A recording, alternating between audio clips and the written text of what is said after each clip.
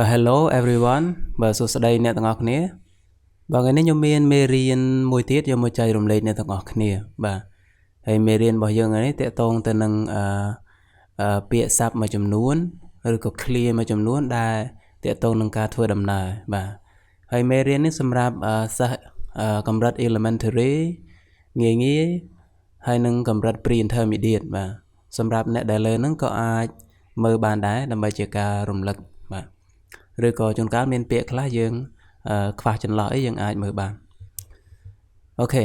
vocabulary phrases for traveling បាទ phrases for traveling បានន័យថា clear សម្រាប់ប្រើសម្រាប់ការធ្វើដំណើរបាទហ្នឹងហើយអូខេអញ្ចឹងខ្ញុំមានជា clear rồiខ្ញុំបកប្រែ clear នេះបន្ទាប់មកខ្ញុំឲ្យជាឧទាហរណ៍នៅក្នុងប្រយោគបន្ទាប់មកខ្ញុំបកប្រែប្រយោគជូនទាំងអស់គ្នាបាទអូខេអញ្ចឹងclear ទី1របស់យើងគឺ pack a suitcase pack a suitcase បាទ pack នេះបើយើងប្រែទៅថាវេចខ្ចប់ណាបាទដល់ពេល suitcase វ៉ាលីបាទដល់ពេល pack a suitcase យើងប្រែថារៀបចំវ៉ាលីបាទវេចខ្ចប់ឬក៏រៀបចំអីវ៉ាន់ដាក់វ៉ាលីហ្នឹងហើយ pack a suitcase អញ្ចឹងយើងមើលប្រយោគឧទាហរណ៍របស់យើងWe pack our suitcase before we travel. We pack our suitcase before we travel. បាទអញ្ចឹងបានន័យថាពួកយើងរៀបចំវ៉ាលីមុនពេលធ្វើដំណើរបាទអញ្ចឹងជាទូទៅមុនធ្វើដំណើរយើងត្រូវរៀបចំកាបូបឬក៏វ៉ាលីអ្វីបានអីយើងញ៉ាត់ចូលវ៉ាលីយើងអស់បានព្រឹកឡើងយើងធ្វើដំណើរបាទចឹង clear បន្ទាប់របស់យើងគឺ leave the house បាទ leave the house leave ហ្នឹងគឺចាកចេញបាទចាកចេញឬក៏ចេញដំណើរហ្នឹងហើយ leave the house គឺចេញពីផ្ទះទៅបាទពេលយើងធ្វើដំណើរយើងចេញពីផ្ទះទៅម៉ោងប៉ុន្មានអូខេគឺចេញដំណើរពីផ្ទះទៅបាទ leave the house ហ្នឹងហើយយើងមើលប្រយោគឧទាហរណ៍របស់យើងគឺ in the morning We leave the house at 6 o'clock. In the morning, we leave the house at 6 o'clock. បាទអញ្ចឹង in the morning គឺពេលព្រឹកបាទអញ្ចឹងនៅពេលព្រឹកយើងចេញដំណើរពីផ្ទះទៅនៅម៉ោង6ព្រឹកបាទចេញដំណើរពីផ្ទះម៉ោង6ព្រឹក Yeah. We leave the house at 6 o'clock. ហ្នឹងហើយហើយ clear បន្ទាប់របស់យើងគឺ carry a suitcase carry a suitcase បាទ carry បើយើងប្រែទៅថាកាន់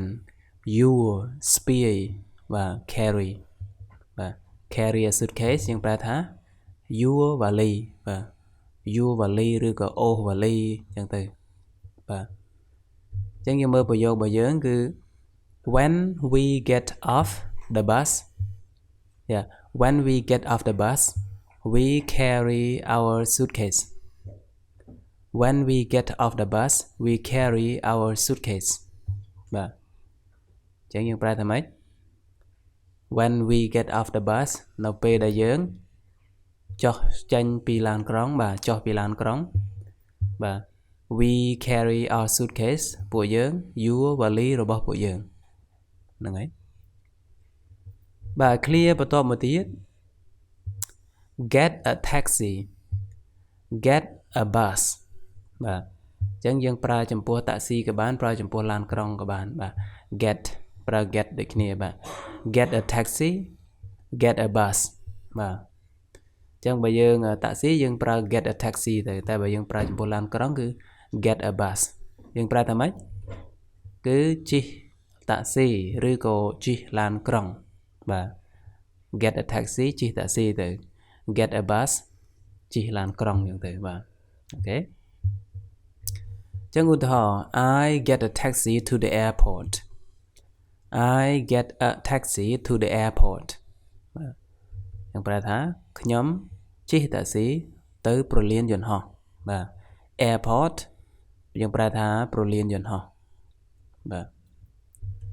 អញ្ចឹងមួយទៀតប្រយោគឧទាហរណ៍មួយទៀតI want to get a bus to Phnom Penh. I want to get a bus to Phnom Penh បាទ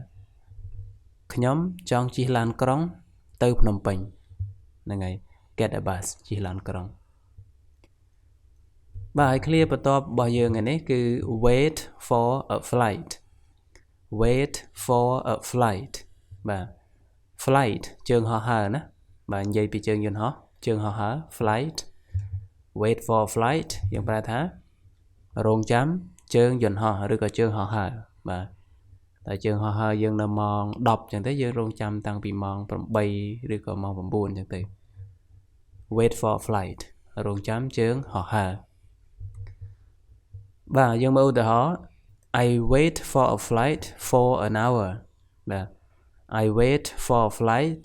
sorry I wait for my flight for an hour បាទ wait for my flight for an hour ចឹងជាទូទៅពេលយើងប្រើ wait បន្ទាប់ពីវាគឺយើងត្រូវមាន preposition for បាទ wait for អាហ្នឹងយើងប្រើជាប់គ្នាជានិច្ច wait for my friend wait for my sister wait for the bus wait for the taxi wait for my flight យ៉ាឃើញទេប៉ុន្តែ for កន្លែងនេះកាលណាយើងប្រើនៅមុខពេលវេលាមុខម៉ោងអញ្ចឹងយើងប្រែថាអស់រយៈពេលណាអស់រយៈពេលអញ្ចឹងយើងប្រែថាខ្ញុំរងចាំជើងហោះហើររបស់ខ្ញុំអស់រយៈពេល1ម៉ោងបាទ for an hour អស់រយៈពេល1ម៉ោងបាទអូខេអញ្ចឹង clear បន្ទាប់ arrive at a hotel arrive at a hotel បាទ arrive គឺមកដល់ hotel គឺសន្តាគារបាទអញ្ចឹងយើងប្រែថាមកដល់សន្តាគារបាទ arrive at a hotel មកដល់សន្តាគារហ្នឹងហើយខ្ញុំចង់បញ្ជាក់អ្នកទាំងអស់គ្នាបន្តិចដែលរៀនភាសាអង់គ្លេសដែលចង់រៀនពាក្យឬក៏រៀននឹងឲ្យរៀនពាក្យភាសាអង់គ្លេសឆាប់ចាស់យើងរៀនជាលក្ខណៈ clear អញ្ចឹងឯងបាទយើងបើសិនជាយើងរៀនពាក្យមួយឆ្កុយតែឯងវាអត់ងាយចាំហើយយើងអត់ងាយចេះប្រើប្រាស់វាទេតែបើយើងរៀនវាជា clear យកវាមកផ្សំជាមួយពាក្យផ្សេងជា clear អញ្ចឹងវាធ្វើឲ្យយើងរីកចម្រើនលឿនបាទរីកចម្រើនលឿនក្នុងការរៀនពាក្យរៀន clear ភាសាអង់គ្លេសបាទអញ្ចឹងខ្ញុំ recommend ឲ្យអ្នកទាំងអស់គ្នារៀនជា clear ផងរៀនជាពាក្យផងបាទហ្នឹងហើយ arrive at a hotel គឺមកដល់សន្តាគារអ្នកគ្នាយើងមើលប្រយោគរបស់យើង finally we arrived at our hotel okay finally we arrived at our hotel បាទ finally នឹងជាចុងក្រោយជាទីបំផុតបាទអញ្ចឹង arrive កន្លែងនេះគឺកិរិយាសព្ទខ្ទង់ទី2បានន័យថា past simple ណាកន្លែងនេះណាបាទអញ្ចឹងបានមកដល់អញ្ចឹងនៅទីបំផុតយើងក៏បានមកដល់សន្តាគាររបស់យើងបាទបន្ទាប់ពីការធ្វើដំណើរជាច្រើនម៉ោងបាទអញ្ចឹងទីបំផុតយើងក៏មកដល់សន្តាគាររបស់យើង finally we arrived at our hotel okay ហើយ clear បន្ទាប់របស់យើងគឺ stay in a hotel stay in a hotel បាទ stay នឹងស្នាក់នៅបាទអញ្ចឹងស្នាក់នៅក្នុងសន្តាគារហ្នឹងហើយអញ្ចឹងពេលយើងទៅ holiday ឬក៏ធ្វើដំណើរតាណាអញ្ចឹងយើងចូលចិត្តស្នាក់នៅក្នុងសន្តាគារឬក៏នៅក្នុងផ្ទះសំណាក់ឬក៏នៅក្នុងhostel អីអញ្ចឹងទៅបាទអញ្ចឹង stay in a hotel យើងប្រែថាស្នាក់នៅក្នុងសន្តាគារ on our last holiday we stayed in a hotel on our last holiday we stayed in a hotel បាទអញ្ចឹងយើងប្រែថាកាលពីវិស្វកាលមុនបាទ last holiday វិស្វកាលមុន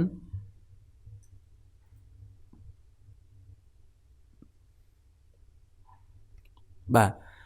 we stay in a hotel យើងបានស្នាក់នៅក្នុងសន្តាគារបាទហ្នឹងហើយកាលពីវិស្វកាលមុនពួកយើងបានស្នាក់នៅក្នុងសន្តាគារបាទ clear បន្ទាប់គឺ phone home បាទកន្លែងនេះនាមពីរឈរបន្ទាប់ពីគ្នាប៉ុន្តែគេប្រើអញ្ចឹងបាទ phone ហ្នឹងបើសិនជានាមយើងប្រើទូរស័ព្ទបាទ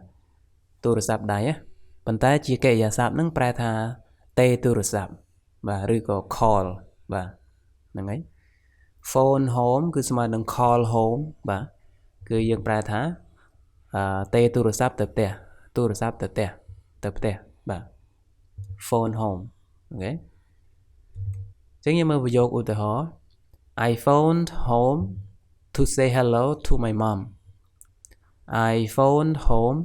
to say hello to my mom បាទចឹងខ្ញុំទេទៅផ្ទះបាទខ្ញុំបានទេទៅផ្ទះ phone ហ្នឹងជាកិរិយាសព្ទខ្ទង់ទី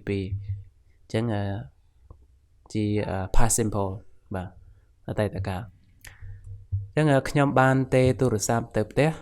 ដើម្បីសួរសុខទុក្ខម៉ាក់របស់ខ្ញុំបាទ to say hello បាទដើម្បីសួរសុខទុក្ខបាទ say hello សួរសុខទុក្ខ to my mom សួរសុខទុក្ខម៉ាក់របស់ខ្ញុំ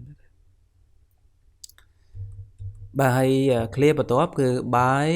present ឬក៏ buy gift បាទពាក្យថា present ស្មើនឹង gift គឺយើងប្រែថាអំណោយឬក៏កាដូបាទ buy present ឬក៏ buy gift គឺទិញកាដូឬក៏ទិញអំណោយបាទហ្នឹងហើយ I buy present for my nephew on his birthday I buy present for my nephew on his birthday បាទ birthday ហ្នឹងថ្ងៃខួបកំណើតណាបាទ nephew ក្មួយប្រុសបាទ niece ក្មួយស្រី nephew ក្មួយប្រុសអញ្ចឹងខ្ញុំទិញកាដូសម្រាប់ក្មួយប្រុសរបស់ខ្ញុំនៅថ្ងៃខួបកំណើតរបស់គាត់បាទអញ្ចឹងគាត់ខួបកំណើតអញ្ចឹងខ្ញុំបានទិញកាដូខ្លះៗឲ្យគាត់ហ្នឹងហើយបន្តមកទៀតគឺ book a ticket book tickets sorry អត់មានទេ tickets ជា plural book tickets យើងប្រែថា book នេះជានាមប្រែថាសៀវភៅហើយពេលជាកិរិយាសព្ទប្រែថាកក់បាទកក់ដូចយើងកក់សម្បត្តិឡានកក់សម្បត្តិយន្តហោះអញ្ចឹងណាបាទអញ្ចឹង tickets គឺសម្បត្តិបាទដល់ពេល book tickets យើងប្រែថាកក់សម្បត្តិហ្នឹងហើយកក់សម្បត្តិបាទឡានសម្បត្តិឡានក្រុងយើងគ្រាន់តែថែមពាក្យ bus មក book bus ticket បាទបើសិនជាសម្បត្តិយន្តហោះយើងបន្ថែមពាក្យ plane កន្លែងនេះមក book plane tickets បាទហ្នឹងហើយតើយើងមើលឧទាហរណ៍ you need to book the bus ticket first you need to book the bus ticket first បាទអញ្ចឹង need to គឺត្រូវតែបាទអ្នកត្រូវកក់សម្បត្តិឡានក្រុងជាមុនបាទ first ហ្នឹងជាមុនបាទមុនជាមុនបាទអញ្ចឹង you need to book the bus ticket first អញ្ចឹងមុនពេលធ្វើដំណើរអញ្ចឹងគេ recommend ឲ្យយើងកក់សម្បត្តិឡានក្រុងមុនបាទមិនទៅដល់ដើរបើកទ្វារឡើងជិះតែម្ដងទេបាទហ្នឹងហើយ clear បន្ទាប់គឺយើងមាន rent បាទ rent ហ្នឹងគឺប្រែថាជួលបាទជួល rent a car rent a bike បាទយើងប្រែថាជួលឡានឬក៏ជួលកង់បាទបើសិនជាជួលម៉ូតូយើងដាក់ rent a motorbike ចឹងទៅបាទបើជួលទូក rent a boat ចឹងទៅហ្នឹងហើយបើជួលរថភ្លើងមិនមានណាជួលរថភ្លើងបាទមានតែជិះរថភ្លើងប្រយោគឧទាហរណ៍ on my last holiday I rented a bike ណា on my last holiday I rented a bike បាទជួបម្ដងទៀតហើយ last holiday វិស្សមកាលមុនបាទអូបងប្អូនគ្នាខ្ញុំភ្លេចupdate កន្លែងនេះអធិស្ឋានផងកន្លែងនេះមិនប្រែនេះអញ្ចឹងណាអានេះមកជាប់មកពី slide លើអញ្ចឹងខ្ញុំប្រែជូនបងប្អូនគ្នាតែម្ដង on my last holiday នៅកាលពីវិស្សមកាលមុន I rented a bike ខ្ញុំបានជួលកង់បាទខ្ញុំបានជួលកង់ជិះលេងអញ្ចឹងទៅបាទអ្នកខ្លះគាត់មកសៀមរាបអញ្ចឹងទៅគាត់មិនដែលភ្លេចទេបាទជិះជួលកង់អញ្ចឹងទៅជិះទៅអង្គរទៅប្រាសាទអញ្ចឹងទៅបាទអូខេ rent a bike clear បន្ទាប់គឺ wear ហ្នឹងពាក់បាទស្លៀកពាក់ណាបាទ wear a sweater sweater នឹងវាស្មើនឹង jumper ដែរគឺប្រែថាអាវបាត់រងាបាទអាវបាត់រងា wear a jumper wear a sweater គឺពាក់អាវបាត់រងាបាទហ្នឹងហើយ It's very cold please wear your sweater It's very cold please wear your sweater បាទ It's very cold គឺវាត្រជាក់ខ្លាំងណាស់បាទ